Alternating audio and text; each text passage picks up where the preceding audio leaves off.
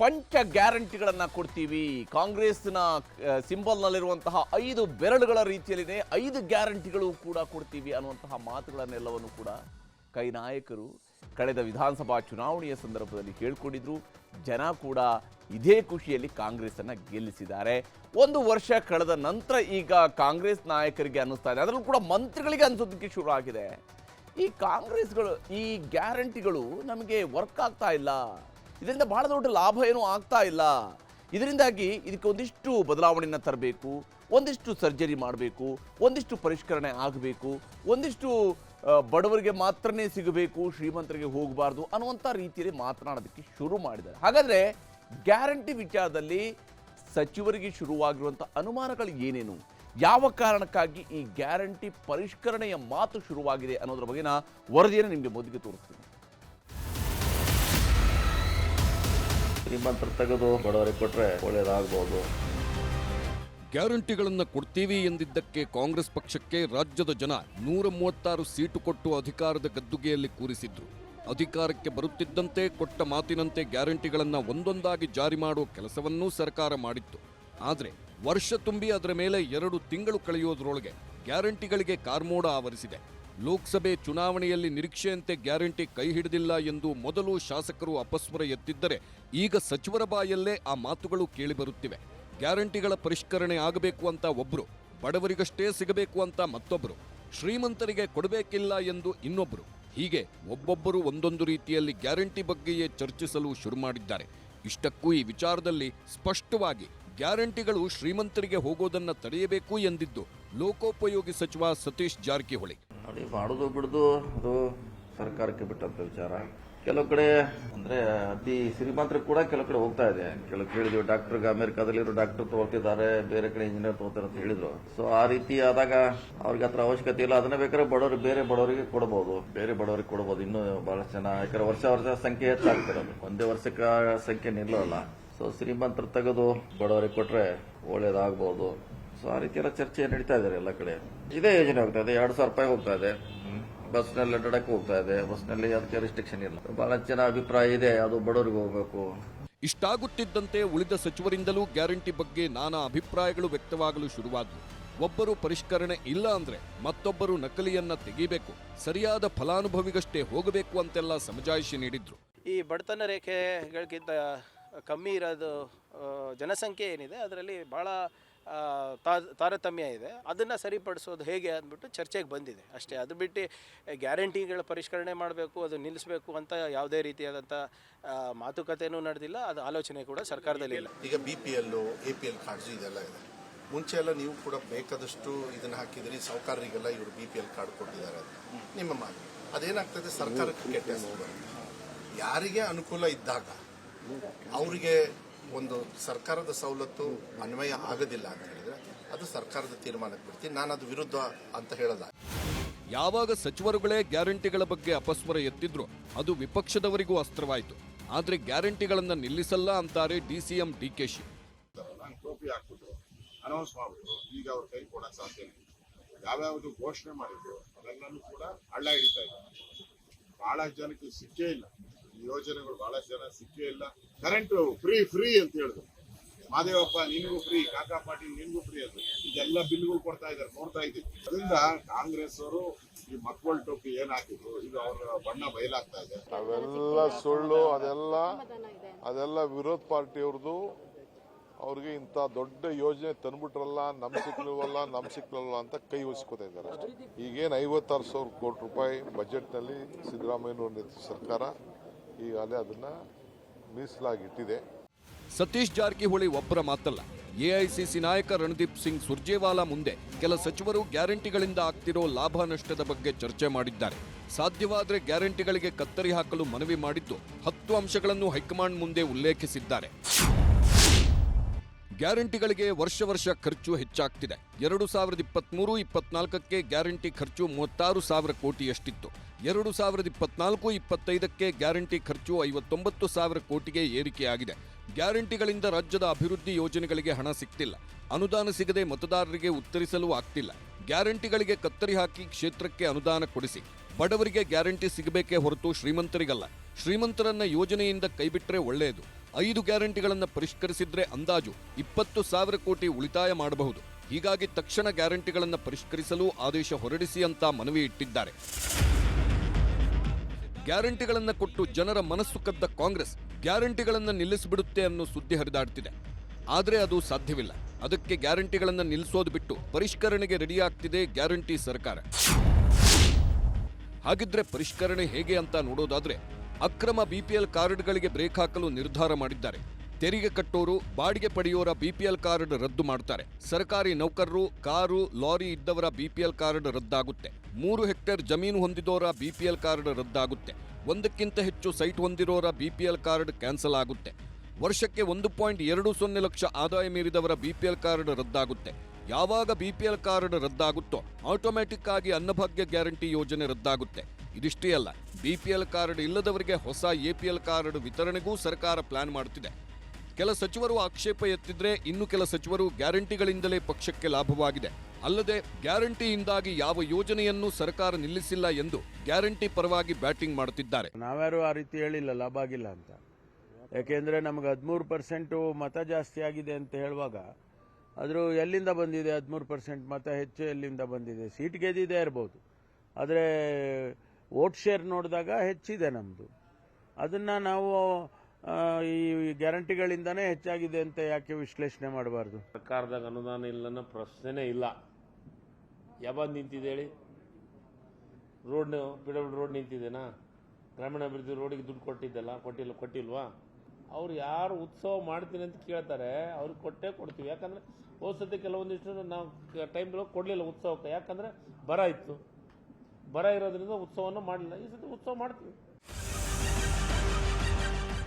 ಹೀಗೆ ಸರ್ಕಾರದಲ್ಲೇ ಗ್ಯಾರಂಟಿ ಯೋಜನೆಗಳ ವಿಚಾರದಲ್ಲಿ ಚರ್ಚೆ ಜೋರಾಗಿದೆ. ಈಗ ಬಂದಷ್ಟು ದಿನ ದುಡ್ಡು ಬಂತು ಅಂತ ಫಲಾನುಭವಿಗಳು ಸುಮ್ಮನಾಗಬೇಕಾದ ಅನಿವಾರ್ಯತೆ ಸೃಷ್ಟಿಯಾಗುವ ಸಾಧ್ಯತೆ ಗೋಚರಿಸುತ್ತಿದೆ. ಆದರೆ ಇಷ್ಟು ದಿನ ನುಡಿದಂತೆ ನಡೆದಿದ್ದೇವೆ ಎನ್ನುತ್ತಿದ್ದ ಕೈನಾಯಕರು ಒಂದು ವೇಳೆ ಗ್ಯಾರಂಟಿ ಯೋಜನೆಗಳಿಗೆ ಕತ್ತರಿ ಹಾಕಿದ್ರೆ ಮಾತು ತಪ್ಪಿದವರು ಎಂಬ ಅಪಖ್ಯಾತಿಗೂ ಒಳಗಾಗಬೇಕಾದ ಪರಿಸ್ಥಿತಿ ನಿರ್ಮಾಣವಾಗಬಹುದು. ಹೀಗಾಗಿ ಕಾಂಗ್ರೆಸ್ ಗ್ಯಾರಂಟಿ ವಿಚಾರದಲ್ಲಿ ಯಾವ ನಿರ್ಧಾರ ಕೈಗೊಳ್ಳುತ್ತದೆ ಎಂದು ಕಾದು ನೋಡಬೇಕಿದೆ. Bureau report, news 18. ಸ್ಯಾಂಡಲ್ವುಡ್ನ ಕಲಾವಿದರು ಇವತ್ತು ಹೋಮ ಹವನವನ್ನು ನಡೆಸಿದ್ದಾರೆ, ನಾಗನ ಆರಾಧನೆಯನ್ನು ಮಾಡಿದ್ದಾರೆ. ಚಿತ್ರರಂಗದ ಜೊತೆಗೆ ದರ್ಶನ್ಗೂ ಒಳಿತಾಗಲಿ ಅಂತ ಪ್ರಾರ್ಥನೆಯನ್ನು ಸಲ್ಲಿಸಿದರು. ಇನ್ನೊಂದು ಕಡೆ ಜೈಲಿನಲ್ಲಿರುವಂತಹ ಡಿ ಗ್ಯಾಂಗ್ಗೆ ಮತ್ತೆ ನ್ಯಾಯಾಂಗ ಬಂಧನ ವಿಸ್ತರಣೆ ಮಾಡಿ ಕೋರ್ಟ್ ಆದೇಶವನ್ನು ಹೊರಡಿಸಿದೆ. ತನಿಖೆ ಚುರುಕುಗೊಳಿಸ್ತಾ ಇರುವಂತಹ ಖಾಕಿ ಪಡೆ 3 ರಿಪೋರ್ಟ್ಗಳಿಗಾಗಿ ಎದುರು ನೋಡ್ತಾ ಇದೆ. ಜೈಲು ಸೇರಿರೋ ದರ್ಶನ್ ಪಾಲಿಗೆ ದಾರಿ ಅನ್ನೋದೇ ಬಂದಾಗಿ ಹೋಗಿದೆ. ಹೊರಗಡೆ ಬರ್ತೀವಾ ಅನ್ನೋ ಆಶಾಭಾವನೆಯು ದಿನೇ ದಿನೇ ಮಂಕಾಗ್ತಿದೆ. ಹೀಗಾಗಿ ದೊಡ್ಡ ನಾಯಕರೇ ದರ್ಶನ್ ಪರ ದೇವರ ಮೊರೆ ಹೋಗಿದ್ದಾರೆ. ಬೆಂಗಳೂರಿನ ಕಲಾವಿದರ ಸಂಘದಲ್ಲಿ 10 ಪೂಜೆಗಳು ನೆರವೇರಿವೆ. ದೋಷ ಪರಿಹಾರಕ್ಕೆ ಸಿಕ್ತು ನಾಗಶೇಷನ ಅಭಯ. ಎಲ್ಲರನ್ನೂ ಒಗ್ಗೂಡಿಸಿ ಪೂಜೆ ಮಾಡಲು ದೈವ ಸೂಚನೆ. ಇವತ್ತು ದರ್ಶನ್ಗಾಗಿ ನಡೆದ ಪೂಜೆ ವೇಳೆಯೂ ನಾಗಾರಾಧನೆ ನಡೆಯಿತು. ಈ ವೇಳೆ ನಾಗಪಾತ್ರಿಗಳು ಕೇಳಿದ ಒಂದೊಂದು ಪ್ರಶ್ನೆಗೂ ಯಾರೊಬ್ಬರ ಬಳಿಯೂ ಉತ್ತರವೇ ಇರಲಿಲ್ಲ. ದೊಡ್ಡಣ್ಣ, ರಾಕ್ ಲೈನ್ ವೆಂಕಟೇಶ್, ಜಗ್ಗೇಶ್ ಕೂಡ ಮೌನಕ್ಕೆ ಜಾರಿದ್ರು. ಕಲಾವಿದರ ಸಂಘಕ್ಕಿರೋ ದೋಷವೇನು, ಮುಂದೆ ಮಾಡಬೇಕಿರೋ ಪರಿಹಾರವೇನು, ಕನ್ನಿಕಾ ಪರಮೇಶ್ವರಿ ಪ್ರತಿಮೆಯನ್ನ ಎಲ್ಲಿ ಸ್ಥಾಪಿಸಬೇಕು ಅನ್ನೋದರ ಬಗ್ಗೆಯೂ ನಾಗಶೇಷನೇ ಸೂಚನೆ ಕೊಟ್ಟಿದ್ದಾನೆ. ದರ್ಶನ್ಗಾಗಿ ದೇವರಲ್ಲಿ ಮೊರೆ ಇಟ್ಟ ಕಲಾವಿದರ ಸಂಘ. ಕಾಟೇರನ ಕಂಟಕ ಸರಿಸೋಕೆ ಮೃತ್ಯುಂಜಯ ಗಣಹೋಮ. ಬಹುಶಃ ಕನ್ನಡ ಚಿತ್ರರಂಗದಲ್ಲಿ ಒಬ್ಬ ಕಲಾವಿದನಿಗಾಗಿ ಇಂತಹದ್ದೊಂದು ಪೂಜೆ ನೆರವೇರಿದ್ದು ಇದೇ ಮೊದಲು ಅನಿಸುತ್ತೆ. ಕೋರ್ಟು ಕಚೇರಿ ಅಂತ ಎಷ್ಟೇ ಅಲೆದ್ರೂ ದರ್ಶನ್ಗೆ ಎದುರಾಗಿರೋ ಕಂಟಕಕ್ಕೆ ಪರಿಹಾರ ಸಿಕ್ತಿಲ್ಲ. ಒಂದೊತ್ತಿನ ಮನೆಯೂಟವೇ ಸಿಕ್ಕಿಲ್ಲ. ಇನ್ನು ಬೇಲಾಗೋದು ಅದ್ಯಾವಾಗ ಅನ್ನೋ ಆತಂಕ ಕಾಡುವುದಕ್ಕೆ ಶುರುವಾಗಿದೆ. ಹೀಗಾಗಿಯೇ ದೇವರನ್ನ ಬಿಟ್ರೆ ಬೇರೆ ದಿಕ್ಕಿಲ್ಲ ಅನ್ನೋದು ಮನವರಿಕೆ ಆಗ್ತಿದ್ದಂತೆ ಗಣಹೋಮ, ಆಶ್ಲೇಷ ಬಲಿ ಪೂಜೆ, ಮೃತ್ಯುಂಜಯ ಹೋಮ ನೆರವೇರಿಸಿದ್ದಾರೆ. ಗಣಪತಿಯನ್ನು ಪ್ರಾರ್ಥನೆ ಮಾಡಿಕೊಂಡು ಹೋಮದ ಮೂಲಕ ಸಂತೃಪ್ತಿಗೊಳಿಸಿಕೊಂಡು ನಂತರ ನಾವು ಮೃತ್ಯುಂಜಯ ಹೋಮ ಮಾಡ್ತೇವೆ. ಕಲಾವಿದರ ಸಂಘ ಇವತ್ತು ಒಗ್ಗಟ್ಟಿನ ಪೂಜೆ ಮಾಡಿದೆ. ನೆನಪಿರಲಿ ಪ್ರೇಮ್, ಗುರುಕಿರಣ್, ಶರಣ್, ಹಿರಿಯ ನಟ ಶ್ರೀನಾಥ್, ನಟಿ ಜಯಮಾಲಾ, ಗಿರಿಜಾ ಲೋಕೇಶ್ ಸೇರಿದಂತೆ ದೊಡ್ಡ ದೊಡ್ಡ ನಟ ನಟಿಯರೇ ಮಹಾಯಾಗಕ್ಕೆ ಸಾಕ್ಷಿಯಾದ್ರು. ಕೆಲವರು ಇದು ದರ್ಶನ್ಗಾಗಿ ನಡೀತಿರೋ ಪೂಜೆ ಅಂದ್ರೆ, ಕಲಾವಿದರು ಮಾತ್ರ ಇದು ಕನ್ನಡ ಚಿತ್ರರಂಗದ ಒಳಿತಿಗಾಗಿ ನಡೆದ ಪೂಜೆ ಎಂದಿದ್ದಾರೆ. ಸರ್, ನನಗೂ ಅದೇ ತರ ಬಂತು ಮಾಹಿತಿ. ನನಗೆ ಹಂಗಾಗಿದ್ರೆ ನಾವು ಬರ್ತಾ ಇರಲಿಲ್ಲ. ಅದು ಬೇರೆ ತರ ಹೊರಟೋಗ್ತಾ ಇತ್ತು, ಆಯಾಮ ಬೇರೆ ಕಡೆ ಹೊರಟೋಗ್ತಾ. ಅದಲ್ಲ, ಇದು ಕಲಾವಿದರು ಒಳತಿಗಾಗಿ ನಡೆದಿರೋದು. ನಾಗಪೂಜೆ ನಡೀತಿದ್ದಂತೆ ನಟಿ ಜ್ಯೋತಿ ಭಾವೋದ್ವೇಗ. ನಾಗಪೂಜೆ ಶುರುವಾಗ್ತಿದ್ದಂತೆ ಹಿರಿಯ ನಟಿ ಜ್ಯೋತಿ ಕೆಲ ಹೊತ್ತು ದೇವರು ಬಂದಂತೆ ವರ್ತಿಸಿದ ಘಟನೆಯೂ ನಡೆಯಿತು.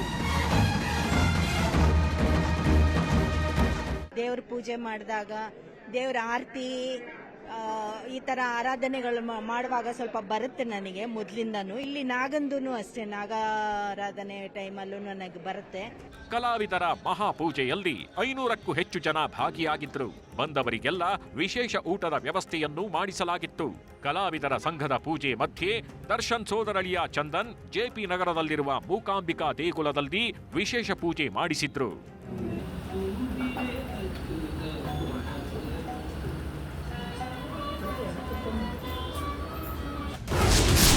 ಪೂಜೆ ಪುನಸ್ಕಾರದ ಮಧ್ಯೆ ನ್ಯಾಯಾಂಗ ಬಂಧನ ವಿಸ್ತರಣೆ. ಸ್ವಾಮಿ ಸಾವಿನ ಸುಳಿಯಲ್ಲಿ ಸಿಲುಕಿರೋ ದರ್ಶನ್ಗೆ ಜೂನ್ ತಿಂಗಳಲ್ಲಿ ಹೆಗಲೇರಿದ್ದ ಹೆಮ್ಮಾರಿ ಸದ್ಯಕ್ಕಂತೂ ಕೆಳಗಿಳಿತಾ ಇಲ್ಲ. ಯಾಕಂದ್ರೆ ಇವತ್ತು ನಟ ದರ್ಶನ್ ಅಂಡ್ ಗ್ಯಾಂಗ್ನ ನ್ಯಾಯಾಂಗ ಬಂಧನವನ್ನ ಮತ್ತೆ 14 ದಿನ ಕೋರ್ಟ್ ವಿಸ್ತರಣೆ ಮಾಡಿದೆ. ಜೈಲಿನಿಂದಲೇ ವಿಡಿಯೋ ಕಾನ್ಫರೆನ್ಸ್ ಮೂಲಕ ಹಾಜರುಪಡಿಸಲಾಗಿತ್ತು. ವಿಚಾರಣೆ ನಡೆಸಿದ ನ್ಯಾಯಾಲಯ ಆಗಸ್ಟ್ 28ರವರೆಗೆ ಎಲ್ಲ ಆರೋಪಿಗಳ ನ್ಯಾಯಾಂಗ ಬಂಧನ ವಿಸ್ತರಿಸಿದೆ. ದರ್ಶನ್ ಪವಿತ್ರಾಗೆ ಕಂಟಕವಾಯಿತು ಎಫ್ಎಸ್ಎಲ್ ಸಾಕ್ಷ್ಯ.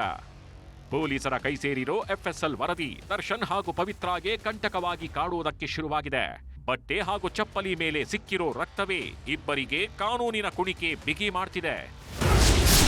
ದರ್ಶನ್ ವಿರುದ್ಧ ಸಿಕ್ಕ ಮೊದಲ ಎಫ್ಎಸ್ಎಲ್ ಸಾಕ್ಷ್ಯವೇ ಪಾದರಕ್ಷೆ. ಯಾಕಂದ್ರೆ ದರ್ಶನ್ರ ಪಾದರಕ್ಷೆ ಮೇಲಿದ್ದ ರಕ್ತದ ಕಲೆಯನ್ನ ಪರೀಕ್ಷೆಗೆ ಕಳಿಸಲಾಗಿತ್ತು. ಅದರ ರಿಪೋರ್ಟ್ ಪೊಲೀಸರ ಕೈ ಸೇರಿದ್ದು ಅದು ರೇಣುಕಾ ಸ್ವಾಮಿಯದ್ದೇ ಅನ್ನೋದನ್ನ ವರದಿಯಲ್ಲಿ ಉಲ್ಲೇಖ ಮಾಡಿದ್ದಾರೆ. ಇನ್ನು ದರ್ಶನ್ಗೆ ಕಂಟಕವಾಗಿ ಕಾಡ್ತಿರೋ 2ನೇ ಸಾಕ್ಷ್ಯ ಏನು ಅನ್ನೋದನ್ನ ನೋಡೋದಾದ್ರೆ, ದರ್ಶನ್ ಬಟ್ಟೆ ಮೇಲಿದ್ದ ರಕ್ತದ ಕಲೆಯು ಎಫ್ಎಸ್ಎಲ್ ವರದಿಯಲ್ಲಿ ಮ್ಯಾಚ್ ಆಗಿದೆ. ರೇಣುಕಾ ಸ್ವಾಮಿ ರಕ್ತಕ್ಕೂ ದರ್ಶನ್ ಬಟ್ಟೆ ಮೇಲಿರೋ ರಕ್ತಕ್ಕೂ ಹೊಂದಾಣಿಕೆ ಆಗ್ತಿದ್ಯಂತೆ. ಹೀಗಾಗಿಯೇ ಈ 2 ಸಾಕ್ಷ್ಯಗಳು ದರ್ಶನ್ಗೆ ದೊಡ್ಡ ಕಂಟಕವಾಗಿ ಕಾಡೋ ಸಾಧ್ಯತೆ ಇದೆ.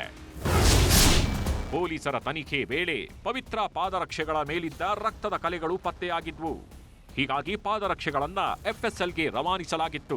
ಈಗ ಅದರ ರಿಪೋರ್ಟ್ ಪೊಲೀಸರ ಕೈ ಸೇರಿದ್ದು ಸ್ವಾಮಿ ರಕ್ತಕ್ಕೂ ಪವಿತ್ರ ಪಾದರಕ್ಷೆ ಮೇಲಿದ್ದ ರಕ್ತಕ್ಕೂ ಮ್ಯಾಚ್ ಆಗ್ತಿದೆ. ಹೀಗಾಗಿ ಪವಿತ್ರ ಸ್ವಾಮಿ ಕೊಲೆಯಲ್ಲಿ ಭಾಗಿಯಾಗಿದ್ರು ಅನ್ನೋದಕ್ಕೆ ಇದೇ ಸಾಕ್ಷ್ಯವಾಗಲಿದೆ.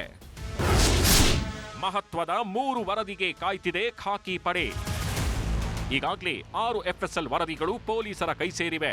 ಆದ್ರೆ ಇನ್ನೂ 3 ವರದಿ ಬರೋದು ಬಾಕಿ ಇದೆ. ಪಟ್ಟಣಗೆರೆ ಶೆಡ್ನ ಸಿಸಿಟಿವಿ ರಿಪೋರ್ಟ್, ದರ್ಶನ್ ಪವಿತ್ರ ಮನೆಯ ಸಿಸಿಟಿವಿ ರಿಪೋರ್ಟ್ ಹಾಗೂ ಆರೋಪಿಗಳ ಮೊಬೈಲ್ ರಿಟ್ರೀವ್ ಡೇಟಾ ವರದಿ ಇನ್ನೂ ಪೊಲೀಸರ ಕೈ ಸೇರಿಲ್ಲ. ಈ 3 ವರದಿಗಳು ಬಂದಿದ್ದೇ ಆದಲ್ಲಿ ಸ್ವಾಮಿ ಕೇಸ್ಗೆ ತಾರ್ಕಿಕ ಅಂತ್ಯ ಸಿಗಲಿದೆ. Bureau report, news 18. ಮೂಡ ಹಗರಣದ ಸುಳಿಯಲ್ಲಿ ಸಿಲುಕಿರುವಂತಹ ಸಿಎಂ ಸಿದ್ದರಾಮಯ್ಯನವರಿಗೆ ದಿನಕ್ಕೊಂದು ಕಂಟಕ ಎದುರಾಗ್ತಾ ಇದೆ. ಮೇಲಿನ ಮೇಲೆ ಸಿದ್ದರಾಮಯ್ಯನವರ ವಿರುದ್ಧ ಕೇಸ್ಗಳ ಮೇಲೆ ಕೇಸ್ಗಳು ದಾಖಲಾಗ್ತಾನೆ ಸಾಗಿವೆ. ಪ್ರಾಸಿಕ್ಯೂಷನ್ ಕುರಿತು ಗವರ್ನರ್ ಒಂದು ಕಡೆಯಲ್ಲಿ ಗಂಭೀರವಾದಂತಹ ಚರ್ಚೆ ನಡೆಸ್ತಾ ಇದ್ರೆ, ಮೂಡಾ ಕಚೇರಿಯಲ್ಲೇ ದಾಖಲೆಗಳು ನಾಪತ್ತೆ ಆಗಿವೆಯಂತೆ ಈ ಒಂದು ಆರೋಪ ಕೂಡ ಈಗ ಕೇಳಿಬಂದಿದೆ. ಇದೆಲ್ಲದರ ಮಧ್ಯೆ ಸಿಎಂ ಸಿದ್ದರಾಮಯ್ಯ ಅಹಿಂದ ಅಸ್ತ್ರವನ್ನ ಪ್ರಯೋಗಿಸೋದಕ್ಕೂ ಕೂಡ ಸಜ್ಜಾಗಿದ್ದಾರೆ.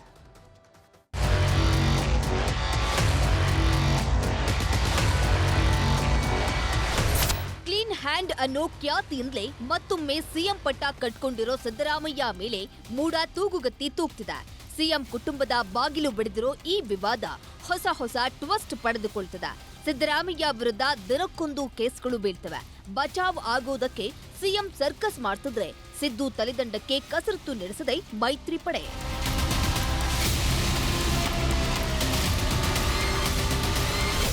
ಮತ್ತೊಂದು ಸಂಕಷ್ಟದ ಸುಳಿಗೆ ಸಿಲುಕಿದ ಸಿದ್ದರಾಮಯ್ಯ ಸರ್ಕಾರ. ಸಿಎಂ ವಿರುದ್ಧ ದಿನದಿಂದ ದಿನಕ್ಕೆ ಹೆಚ್ಚಾಗ್ತಾನೇ ಇವೆ ದೂರುಗಳು. ಮೂಡಾ ಸೇರಿ 18 ಹಗರಣ ಸಿಬಿಐಗೆ ನೀಡುವಂತೆ ಮೈಸೂರಿನ ವಕೀಲ ಸಂತೋಷ್ ಹೈಕೋರ್ಟ್ಗೆ ಪಿಐಎಲ್ ಸಲ್ಲಿಸಿದ್ದಾರೆ. 2019 ರಿಂದ 2024 ವರೆಗಿನ ಎಲ್ಲ ಹಗರಣಗಳ ತನಿಖೆಗೆ ಮನವಿ ಮಾಡಿಕೊಂಡಿದ್ದಾರೆ. ನಮ್ಮ ಪಿಐಎಲ್ ಇರೋದು 2019 ಇವತ್ತಿನವರೆಗೂ ಯಾವ್ಯಾವ ಪ್ರಕರಣಗಳು ಅಂದರೆ ಯಾವ ಸ್ಕ್ಯಾಮ್ಗಳನ್ನ ನೀವು ಅಸೆಂಬ್ಲಿಲಿ ಹೇಳಿದ್ದೀರಾ ಅಷ್ಟು ಸ್ಕ್ಯಾಮ್ಗಳನ್ನ CBI ತನಿಖೆ ಆಗಲಿ ಅಂತ ಅಂದ್ಬಿಟ್ಟು ನಮ್ಮ ಪಿಐಎಲ್ ಇರೋದು. ಇನ್ನು ಮೂಡಾ ನಿರ್ದೇಶಕರ ಎತ್ತಂಗಡಿ ಆದ್ಮೇಲೂ ಮೂಡಾದಲ್ಲಿ ದಾಖಲೆಗಳು ನಾಪತ್ತೆಯಾಗಿದೆಯಂತೆ. ಆಯುಕ್ತರ ವರ್ಗಾವಣೆ ಬಳಿಕವೂ ಒಟ್ಟು 4839 ಮಂಜೂರಾತಿ ಪತ್ರಗಳ ವಿತರಣೆಯಾಗಿದೆ. ಇದರಲ್ಲಿ ಆಯುಕ್ತರ ಸಹಾಯಕ ಪ್ರಶಾಂತ್ ಕೈವಾಡವಿದೆ. ಮಾಹಿತಿ ಕೇಳಿದ್ರೆ ಅಧಿಕಾರಿಗಳು ಕೊಡ್ತಿಲ್ಲ ಅಂತ ಮೂಡಾ ನಿವೃತ್ತ ಅಧಿಕಾರಿ PS ನಟರಾಜ್ ಆರೋಪ ಮಾಡಿದ್ದಾರೆ. ಕಡತಗಳು ಎಷ್ಟಿರಬೇಕು? 4839 ಇರಬೇಕು. ಇಲ್ಲ ಅದು ಖಾಲಿ ಇದೆ ಅಂತ ಲೆಕ್ಕ ಕೊಡಬೇಕು. ಪ್ರಶ್ನೆಗೆ ಉತ್ತರಿಸಿದರೆ 1219 ಕಡತಗಳಿವೆ ಅಂತ ನಿವೇಶನ ಕೊಟ್ಟಿದ್ದೀವಿ ಅಂತ. ಹೇಗೆ ಸಾಧ್ಯ ಸರ್? ಉಳಿದದೇನಾಯ್ತು? ಕಡತಗಳು ಮಾಯ ಆಗಿವೆ. ಉದ್ದೇಶಪೂರ್ವಕವಾಗಿ ನಾಶ ಮಾಡಿರ್ಬೋದು ಅಥವಾ ಬಚ್ಚಿಟ್ಟಿರ್ಬೋದು. ಸಿಎಂ ಸಿದ್ದರಾಮಯ್ಯ ವಿರುದ್ಧ ಮತ್ತೊಂದು ದೂರು ನೀಡಿದ್ದಾರೆ ಸ್ನೇಹ ಮಹಿಕೃಷ್ಣ. ಪ್ರಕರಣದಲ್ಲಿ ಮತ್ತೊಂದು ಕಾನೂನು ಬಾಹಿರ ಕೃತ್ಯ ನಡೆದಿದೆ ಅಂತ ಆರೋಪಿಸಿ ದೂರು ಕೊಟ್ಟಿದ್ದಾರೆ. ಹಾಗಾದ್ರೆ ದೂರಿನಲ್ಲಿ ಏನಿದೆ ಅನ್ನೋದನ್ನ ನೋಡೋದಾದ್ರೆ, ರಾಜ್ಯ ಸರ್ಕಾರ ಆದೇಶಕ್ಕೆ ವಿರುದ್ಧವಾಗಿ ರಾಜ್ಯಪಾಲರ ಹೆಸರಲ್ಲಿ ಪರಿತ್ಯಾಜನಾ ಪತ್ರ ಅಂದ್ರೆ ಜಮೀನಿನ ಮೇಲಿನ ಹಕ್ಕು ಬಿಟ್ಟುಕೊಡುವ ಪತ್ರ ನೋಂದಾಯಿಸಿಕೊಂಡಿದ್ದಾರೆ. 2020ರಲ್ಲಿ ಪರಿತ್ಯಾಜನಾ ಪತ್ರದ ಮೂಲಕ ಪರಿಗಣಿಸದಿರಲು ಆದೇಶವಿತ್ತು. ಆದರೂ ಸಿದ್ದರಾಮಯ್ಯ ಅವರ ಹಿಂದಿನ ಆಪ್ತ ಸಹಾಯಕನಿಂದ ಈ ಅಪರಾಧ ನಡೆದಿದೆ.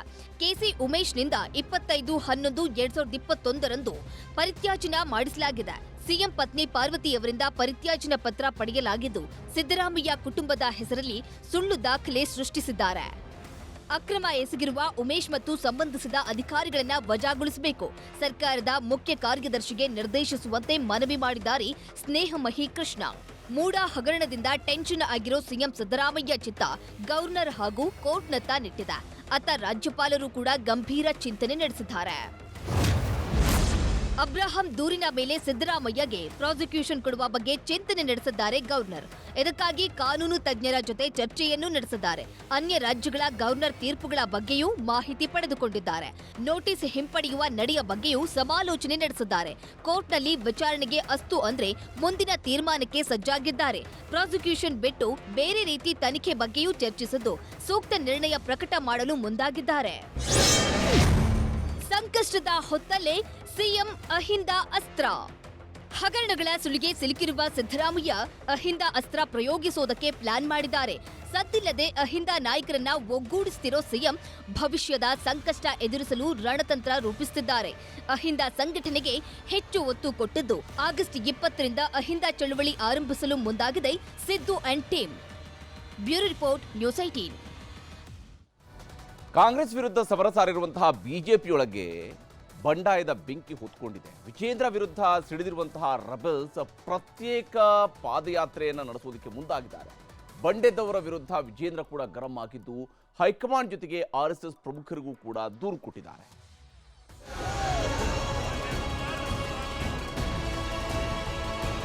ಮೂಡಾ ಹಗರಣ ಖಂಡಿಸಿ ಮೈತ್ರಿ ಮೊಳಗಿಸಿದ್ದ ಮೈಸೂರು ಚಲೋ ಕೇಸರಿ ಪಡೆಯಲ್ಲಿ ಕದನದ ಕಿಡಿ ಹೊತ್ತಿಸಿದೆ. ಇದು ವಿಜಯೇಂದ್ರ ಮೈಲೇಜ್ ಹೆಚ್ಚಿಸಿಕೊಳ್ಳೋ ಯಾತ್ರೆ ಅಂತ ಅಸಮಾಧಾನದ ಹೊಗೆ ಎಬ್ಬಿಸಿದ್ದಾರೆ ರೆಬಲ್ಸ್.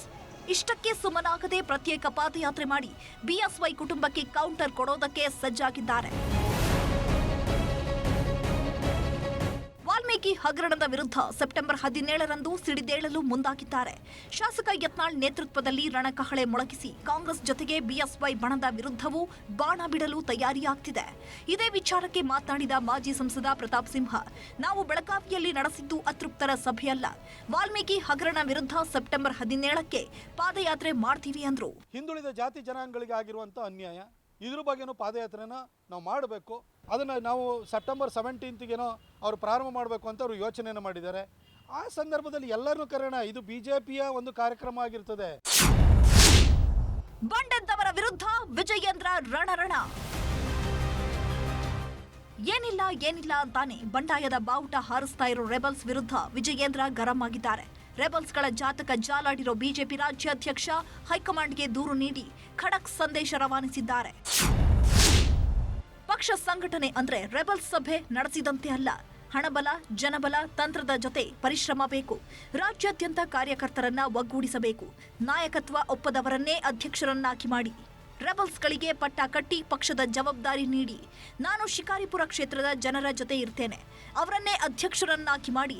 ಇಲ್ಲದಿದ್ರೆ ಅವರ ಬಾಯಿ ಮುಚ್ಚಿಸಿ. ಕೂಡಲೇ ಶಿಸ್ತು ಕ್ರಮ ಜರುಗಿಸಿ ಬಾಯಿಗೆ ಬೀಗ ಹಾಕಿ ಅಂತ ಹೈಕಮಾಂಡ್ಗೆ ದೂರು ನೀಡಿದ್ದಾರೆ ವಿಜಯೇಂದ್ರ. ಪಾದಯಾತ್ರೆ ಯಶಸ್ವಿ, ರೆಬಲ್ ನಾಯಕರ ಬಂಡಾಯದ ಮಧ್ಯೆ ವಿಜಯೇಂದ್ರ ಇವತ್ತು ಆರ್ಎಸ್ಎಸ್ ನಾಯಕರನ್ನ ಭೇಟಿಯಾದರು. ಕೇಶವ ಕೃಪಾದಲ್ಲಿ ಆರ್ಎಸ್ಎಸ್ ಪ್ರಮುಖ ಮುಕುಂದ್ ಅವರ ಜೊತೆ ಮಾತುಕತೆ ನಡೆಸಿದ್ರು. ವಿಜಯೇಂದ್ರ ಬಂದು ಹೋದ್ಮೇಲೆ ಬಿಜೆಪಿ ರಾಷ್ಟ್ರೀಯ ಸಂಘಟನಾ ಪ್ರಧಾನ ಕಾರ್ಯದರ್ಶಿ ಬಿಎಲ್ ಸಂತೋಷ್ ಕೇಶವ ಕೃಪಾಗೆ ಬಂದು ಹೋದ್ರು. ಬಿಜೆಪಿ ಒಳಗೆ ಏನಾಗ್ತಿದೆ ಅಂದ್ರೆ ಆರ್ ಅಶೋಕ್ ಎಲ್ಲ ಹೈಕಮಾಂಡ್ಗೆ ಬಿಟ್ಟಿದ್ದು ಅಂತಿದ್ದಾರೆ. ನೋಡಿ, ಬಳ್ಳಾರಿ ಪಾದಯಾತ್ರೆ ರಮೇಶ್ ಜಾರಕಿಹೊಳಿ ಅವರು, ಯತ್ನಾಳ್ ಅವರು ಎಲ್ಲರೂ ಹೇಳಿರೋವಂಥದ್ದು ಕೇಂದ್ರದ ನಾಯಕತ್ವ ಅನುಮತಿ ಕೊಟ್ಟರೆ ನಾವು ಮಾಡ್ತೀರಿ ಅಂತ. ಕೇಂದ್ರ ನಾಯಕರ ಅನುಮತಿ ಕೊಟ್ಟರೆ ನಾವು ಕೂಡ ಭಾಗವಹಿಸ್ತೀವಿ. ಯತ್ನಾಳ್ ಅವ್ರನ್ನ ಹಲವಾರು ಬಾರಿ ರಮೇಶ್ ಜಾರಕಿಹೊಳಿ ಅವ್ರನ್ನ ಕೇಂದ್ರದ ನಾಯಕರು ಕರೆಸಿ ಮಾತಾಡಿದ್ದಾರೆ. ಸೊ ಅಲ್ಲೇನಾಯಿತು ಅಂತ ನನಗೂ ಗೊತ್ತಿಲ್ಲ. ಪ್ರತ್ಯೇಕ ಪಾದಯಾತ್ರೆಗೆ ಸಜ್ಜಾಗಿರೋ ರೆಬಲ್ಸ್ಗೆ ಹೈಕಮಾಂಡ್ ಬಿಸಿ ಮುಟ್ಟಿಸುತ್ತಾ ಅಥವಾ ರೆಬಲ್ಸ್ ಪಾದಯಾತ್ರೆಗೂ ವರಿಷ್ಠರು ಬೆಂಬಲ ಕೊಡ್ತಾರಾ ಅನ್ನೋದೇ suspense. Bureau report, news 18. Tungabhadra ಜಲಾಶಯದ 19ನೇ ಗೇಟ್ ಕಿತ್ತೋಗಿ 5 ದಿನ ಕಳೆದಿದ್ದು ನೀರು ಪೋಲಾಗ್ತಾನೆ ಇದೆ. ಕ್ರೆಸ್ಟ್ ಗೇಟ್ ರಿಪೇರಿಗೆ ತಜ್ಞರು ಕೂಡ ಹರಸಾಹಸ ಪಡ್ತಾ ಇದ್ದಾರೆ. ಗೇಟ್ ಗಂಡಾಂತರ 4 ಜಿಲ್ಲೆಗಳ ರೈತರ ನಿದ್ದೆಗೆಡಿಸಿದೆ. ಈ ನಡುವೆ ಎಲ್ಲವೂ ಸರಿ ಹೋಗ್ಲಿ ಅಂತ ಉಸ್ತುವಾರಿ ಸಚಿವ ಜಮೀರ್ ಅಹಮದ್ ವಿಶೇಷ ಪೂಜೆ ಕೂಡ ಸಲ್ಲಿಸಿದ್ದಾರೆ.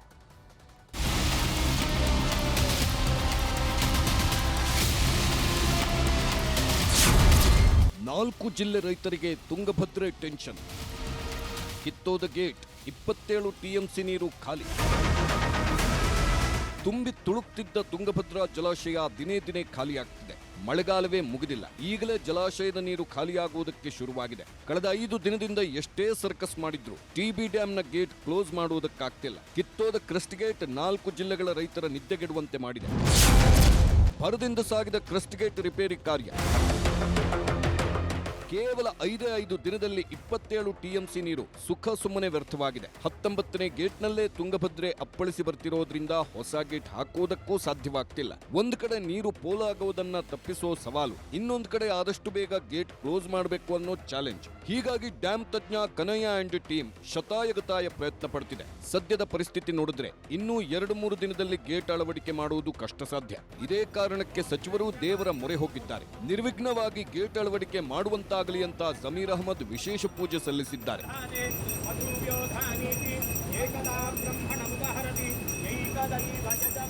ಅದೇ ಪೂಜೆ ಮಾಡಿದ್ದೀವಿ 16-17ನೇ ತಾರೀಕು ರೆಡಿ ಆಗ್ತದೆ ಅಂತ ಹೇಳಿದ್ದಾರೆ. 14ನೇ ತಾರೀಕೇನೆ ಕೊಡ್ತೀವಿ ಅಂತ ಹೇಳಿದ್ದಾರೆ. ಇಲ್ಲಾಂದ್ರೆ 17ನೇ ತಾರೀಕಂತೂ ಕೊಟ್ಟೆ ಕೊಡ್ತಾರೆ. ಈಗ ಸದ್ಯಕ್ಕೆ ನಮಗೆ ನಾವು ಸ್ಟಾಪ್ ಗೇಟ್ ಹಾಕ್ತಾರೆ. ಅದಕ್ಕೇನೆ ಈಗ 92 TMC ನೀರಿದೆ. ಈಗ ಸದ್ಯಕ್ಕೆ ಈಗ ಸ್ಟಾಪ್ ಗೇಟ್ ಆಗಿಬಿಟ್ರೆ ನೀರು ಆಚೆ ಹೋಗಲ್ಲ. ಈಗ ಕಿತ್ತೋಗಿರೋ 19ನೇ ಗೇಟನ್ನ ಒಮ್ಮೆಲೆ ಅಳವಡಿಸೋದು ಅಸಾಧ್ಯದ ಮಾತು. ಹೀಗಾಗಿ ಬಿಡಿಯಾಗಿ ಒಟ್ಟು 5 ಗೇಟ್ಗಳನ್ನ ಸಿದ್ಧಪಡಿಸಿ ಜೋಡಣೆ ಮಾಡುತ್ತಿದ್ದಾರೆ. 4 ಅಡಿ ಅಗಲ 60 ಅಡಿ ಉದ್ದದ ಕ್ರೆಸ್ಟ್ ಗೇಟ್ಗಳನ್ನ ರೆಡಿ ಮಾಡಲಾಗ್ತಿದ್ದು ಸದ್ಯ 2 ಮಾತ್ರ ರೆಡಿ ಮಾಡಿದ್ದಾರೆ. ಇನ್ನುಳಿದ 3 ಗೇಟ್ಗಳನ್ನ ನಾರಾಯಣ ಇಂಜಿನಿಯರಿಂಗ್ ವರ್ಕ್ಸ್ ನಲ್ಲಿ ಮಾಡಿಸಲಾಗ್ತಿದೆ. ಬಂದ್ಬಿಟ್ಟು 19 ಮೀಟರ್ ಚಿಲ್ಲರ, DL ಅಂದರೆ 60 ಅಡಿ ಬರುತ್ತೆ. ಹೈಟ್ ಬಂದ್ಬಿಟ್ಟು 4 ಅಡಿದು ಒಂದು ಗೇಟ್ ಬರುತ್ತೆ. 1250 ಹೈಟ್ ಇದೆ. ಆ ಥರದ್ದು ನಾವು 2 ಮಾಡ್ತಾ ಇದ್ದೀವಿ. ಇಲ್ಲಿ ಗೇಟ್ ಇಲ್ಲಿ 40 ಜನ ಕೆಲಸ ಮಾಡ್ತಿದ್ದೀವಿ. ಅಂದರೆ ಒಂದು 20 ಜನ ಹಗಲಲ್ಲಿ ಮಾಡ್ತಿದ್ದೀವಿ, 20 ಜನ ನೈಟಲ್ಲಿ ಮಾಡ್ತಿದ್ವಿ. ಕೆಲಸ ನಿಲ್ಲಿಸ್ತಾ ಇಲ್ಲ, ನೈಟ್ ಆ್ಯಂಡ್ ಡೇ ಮಾಡ್ತಾ ಇದ್ದೀವಿ. ಅತಿ ಸೂಕ್ಷ್ಮ ಪ್ರದೇಶವಾದ ಟಿಬಿ ಡ್ಯಾಮ್ ಬಣಬಣ. ಪ್ರತಿ ವರ್ಷ ಆಗಸ್ಟ್ 15 ಬಂತಂದ್ರೆ ತುಂಗಭದ್ರಾ ಜಲಾಶಯಕ್ಕೆ ಪ್ರವಾಸಿಗರ ದಂಡೇ ಹರಿದು ಬರ್ತಿತ್ತು. ಆದರೆ ಈ ಬಾರಿ ಗೇಟ್ ಕಿತ್ತೋಗಿರೋ ಹಿನ್ನೆಲೆ ಡ್ಯಾಂನ ಎಡಭಾಗ ಅತಿ ಸೂಕ್ಷ್ಮ ಪ್ರದೇಶ ಅಂತ ಘೋಷಣೆ ಮಾಡಿದ್ದಾರೆ. ಆಗಸ್ಟ್ 20ರವರೆಗೆ ನಿಷೇಧಾಜ್ಞೆ ಜಾರಿ ಮಾಡಿರೋದ್ರಿಂದ ಪ್ರವಾಸಿಗರಿಗೆ ಬ್ರೇಕ್ ಹಾಕಲಾಗಿದೆ. ಒಟ್ನಲ್ಲಿ ತುಂಬಿ ತುಳುಕ್ತಿದ್ದ ತುಂಗಭದ್ರೆಯರು ಪಾತಾಳ ಸೇರ್ತಿದ್ದು ಆದಷ್ಟು ಬೇಗ ಗೇಟ್ ಅಳವಡಿಸದಿದ್ರೆ ಮುಂದೆ ಸಂಕಷ್ಟ ಕಟ್ಟಿಟ್ಟ ಬುತ್ತಿ. ಬಸವರಾಜ್ ಹಾರನಹಳ್ಳಿ, ನ್ಯೂಸ್ 18, ಬಳ್ಳಾರಿ. ಸ್ವಾತಂತ್ರ್ಯ ದಿನಾಚರಣೆಯ ಸಡಗರಕ್ಕೆ ಇಡೀ ದೇಶವೇ ಸಜ್ಜಾಗ್ತಾ ಇದೆ. ದೆಹಲಿಯ ಕೆಂಪುಕೋಟೆ ಜಗಮಗಿಸ್ತಾ ಇದೆ. ನಾಳೆ ಪ್ರಧಾನಮಂತ್ರಿ ನರೇಂದ್ರ ಮೋದಿ ಅವರು ಧ್ವಜಾರೋಹಣವನ್ನ ಮಾಡಲಿದ್ದು ಕೋಟೆ ಸುತ್ತ ಪೊಲೀಸ್ ಬಿಗಿ ಭದ್ರತೆಯನ್ನ ಹಾಕಲಾಗಿದೆ. ಇವತ್ತು ದೇಶಾದ್ಯಂತ ಹರ್ ಘರ್ ತಿರಂಗ ಯಾತ್ರೆ ಕೂಡ ಬಹಳ ಜೋರಾಗಿತ್ತು. ಇತ್ತ ರಾಜ್ಯದಲ್ಲೂ ಸ್ವಾತಂತ್ರ್ಯೋತ್ಸವ ದಿನಾಚರಣೆಗೆ ಸಕಲ ಸಿದ್ಧತೆಗಳನ್ನು ಮಾಡಿಕೊಳ್ಳಲಾಗಿದೆ.